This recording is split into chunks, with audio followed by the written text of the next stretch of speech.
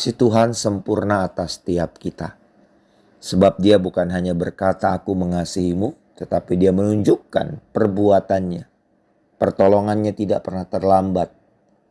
Dia menyertai saudara dan saya senantiasa.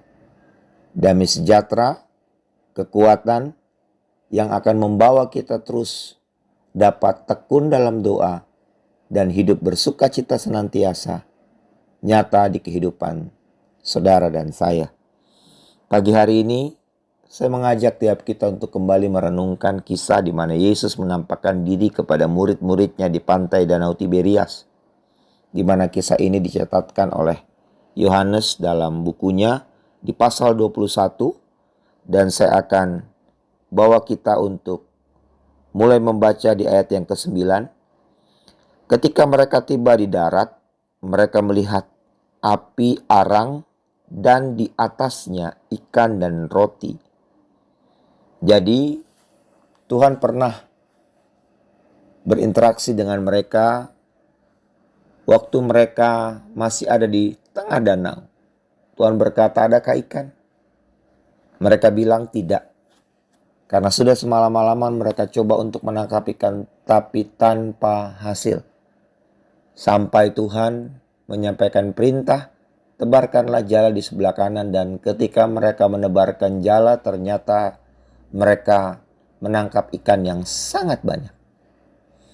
Dan seketika itu juga Yohanes tahu bahwa pribadi yang menyuruh mereka untuk menebarkan jala di kanan adalah Yesus yang merupakan Tuhan atas tiap umat manusia. Seketika itu juga Petrus memakai baju dan berenang untuk mendapati Yesus di pinggir pantai. Dan ketika Petrus sampai, ternyata ia telah menaruh ikan dan roti di atas api.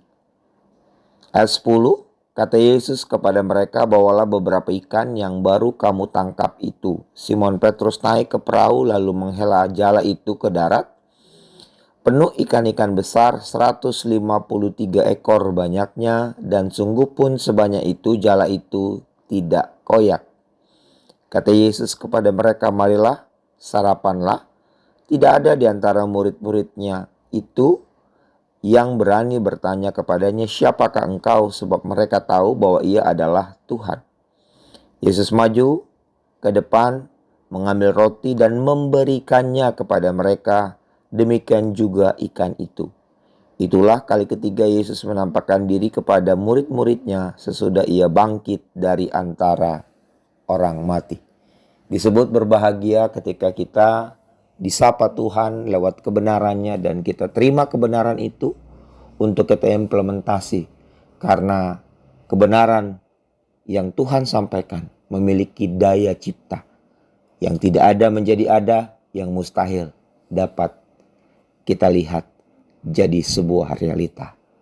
Saudara-saudara kekasih dalam Tuhan, kisah tadi memberikan sebuah gambaran bahwa begitu luar biasanya kasih Tuhan atas para murid.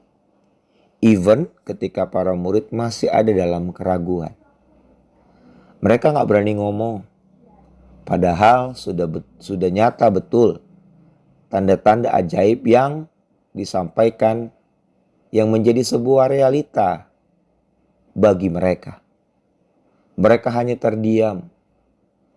Namun demikian bukan berarti Tuhan mengabaikan mereka. Tuhan hampiri mereka, Tuhan siapkan apa yang menjadi kebutuhan mereka. Sarapan pagi mereka dengan tangannya sendiri diolah dan diberikan satu persatu atas tiap murid. Dan saya percaya demikianlah Tuhan membentuk dan mengasihi saudara dan saya. Jadi tidak perlu takut dan khawatir. Apapun yang Tuhan percayakan atas hidup kita, bak seumpama kita seorang nelayan yang memiliki jala, maka ketika kita ikut perintahnya, dalam kita berusaha, dalam kita bekerja, berkat yang kita tarik atas jala yang kita punya tidak membuat jala itu koyak. Berapa banyak orang ketika ia penuh dengan kelimpahan, dia bergeser dari kesetiaannya. Karena dia harus fokus kepada sesuatu yang ditarik atas jala itu. Dan efeknya jala itu jadi koyak.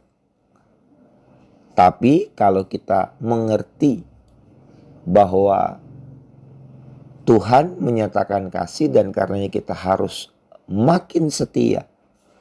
Tuhan telah berkorban. Ia telah mati, bangkit, dan menyatakan kemurahannya atas setiap kita.